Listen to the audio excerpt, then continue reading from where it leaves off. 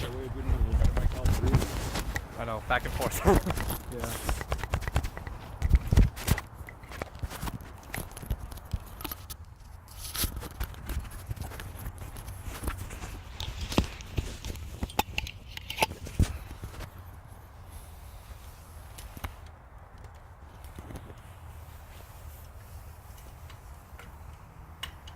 Sorry, I don't have anything fancier. Come on, Ernie, do better.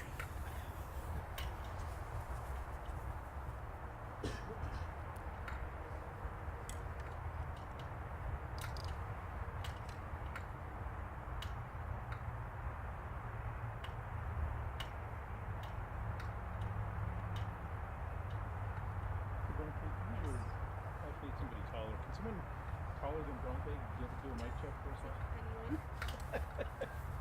Testing. Sound good? Yeah. Thank you.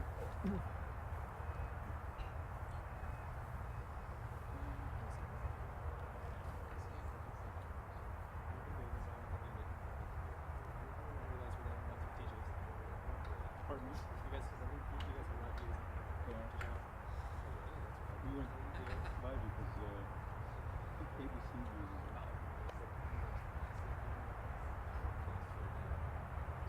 At least that's the rumor I heard.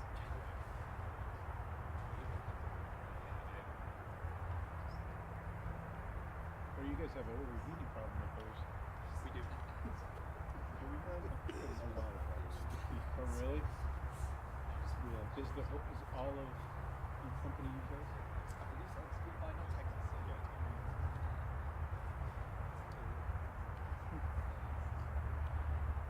Maybe a switch. These actually look pretty rough fires. Oh, yeah. We always have trouble. I don't know how those ones. With what? With crowds. Really? Self-insurance. Oh, because all the bandwidth is fake. I've never used one like a football game. I wouldn't know. We were trying to do like live shots at the fair and stuff. Oh, really? So not easy. I had one of you guys had that. Oh, it was Dave, and it just kept overheating on him. It's gotta be tough in the summer.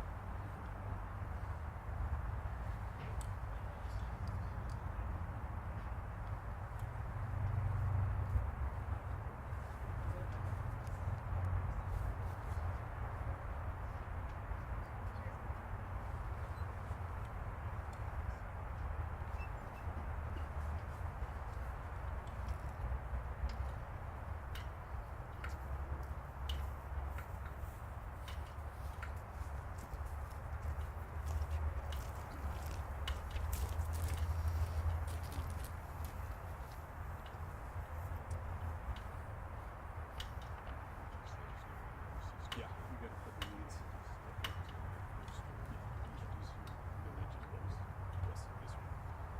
How are you guys doing? Good, how are you, sir? Good. Welcome. Hi.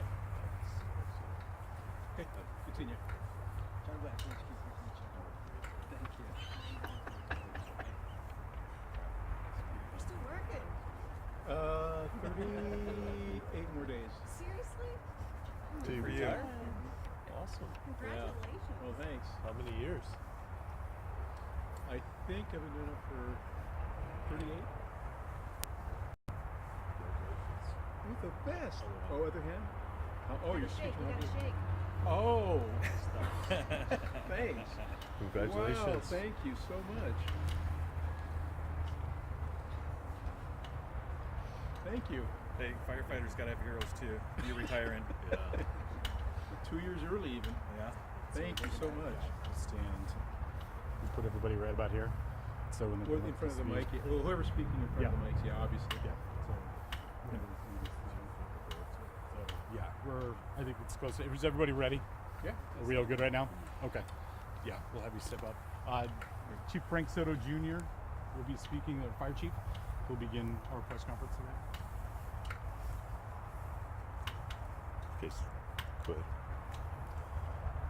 Good afternoon, everyone. Thank you for attending our press conference. We're here, obviously, to talk about our determination of our investigation on the fire fatalities from yesterday. As a quick recap of yesterday's events, at 2:48 a.m. yesterday on October 30th, we were dispatched to a fire call at the 9800 block of East Alton Avenue. We were advised that there was a possibility of 2 occupants still inside the home when we got there. First arriving unit for Spokane Valley Fire Department was Valley Engine 2. They arrived in minutes, and the house was fully involved, and they were quickly notified via radio and on scene that there was 2 children, 2 kids that were still inside the home. At that time, our personnel did everything they could to get inside the home. We used what's called a VES, vent enter search, where we made entry into the bedrooms where the thought was the children were in one of the 2 bedrooms. We were able to get both of them out, and we provided all resuscitative measures that we could, and unfortunately we were unable to resuscitate the children, one being 7 and one being 9. I want to thank all of those in law enforcement, all of our responders, first responders, AMR, the City of Spokane Fire Department, Fire District 8, obviously the Spokane Valley Firefighters, American Medical Response for responding and making every effort was made to resuscitate those 2 boys, and unfortunately we weren't able to accomplish that. I would ask that our citizens continue to pray for the families involved, and I ask that you pray for our first responders as well, and our community as a whole. We're all hurting. It's never easy to go on a fire fatality, and it's even it's incomprehensible when you have to go to a child that has died, and in this case it was multiple deaths. So we're hurting, and we ask that you continue to pray for us. At this time, I'm going to turn it over to one of our investigators, Dustin Thurman. Thank you.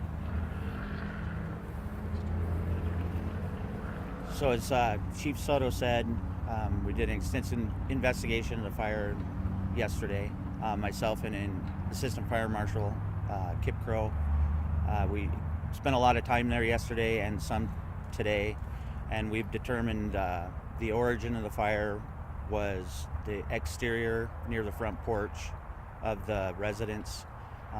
The cause was unfortunately an improperly discarded cigarette that landed between the house and what was thought to be an improper ashtray, and landed in the combustible materials, and it spread to the exterior of the house and then eventually got inside the house to cause this tragedy.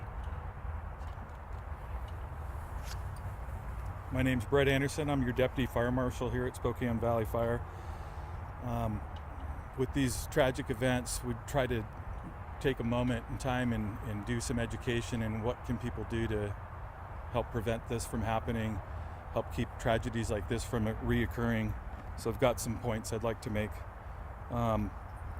If you have a house fire occurring, get yourself and everybody out. Once you're out, you can make your 911 call. You can take an assessment of what's going on, but do not go back in for anyone or anything in any circumstance. Make sure that your family has an escape plan. We talk about this every year on Facebook and in all our social media, and it's times like this that it gets hammered home, okay? Cigarette fires are not that uncommon. We go to multiple cigarette fires every year. With that being said, having good disposal practices is so essential to keep your home safe. Have an ashtray, use a tin can, make sure the can has water, make sure that's away from any combustibles or structures. We're coming out of wildland season, but I don't know that many folks realize that we're coming into structural fire season. This is when people turn on their heaters for the first time. They're using appliances, sometimes not meant for heating inside their homes. it's a dangerous time. So make sure your appliances have been looked at and checked. Make sure that you're using the appliance appropriately. In other words, no barbecues inside to create heat. Don't use things the way they're not meant to be used.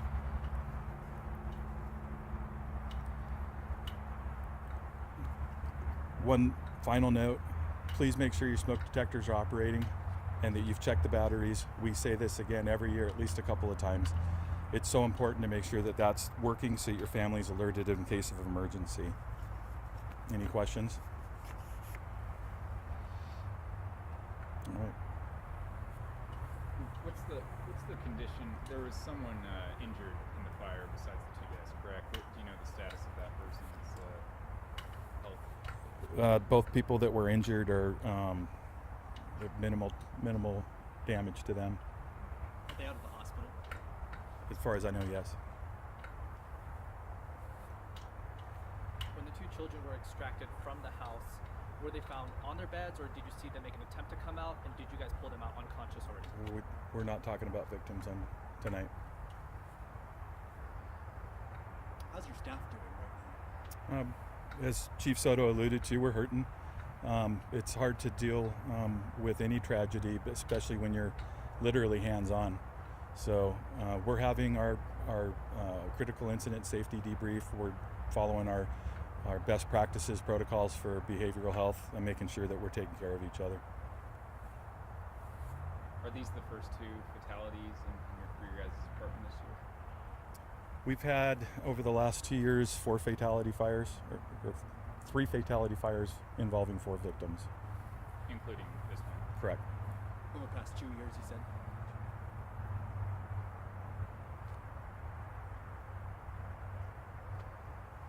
Is the house still closed off, or will it, is the area still unsafe? The house has been boarded up. That's the typical action that we take with a structure that's not occupiable, and it will stay that way until either it's condemned or rebuilt. Are you guys investigating anything else, or is this the end? Our investigation's closed. So were there not working smoke detectors in the home? I'm sorry? Were there not working smoke detectors in the No, there was a working smoke detector.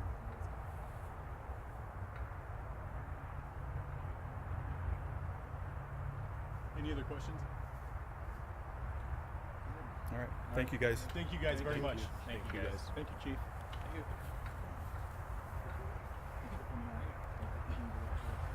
Thank you. Good job.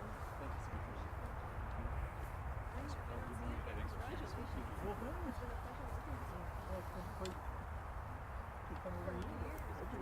Congratulations.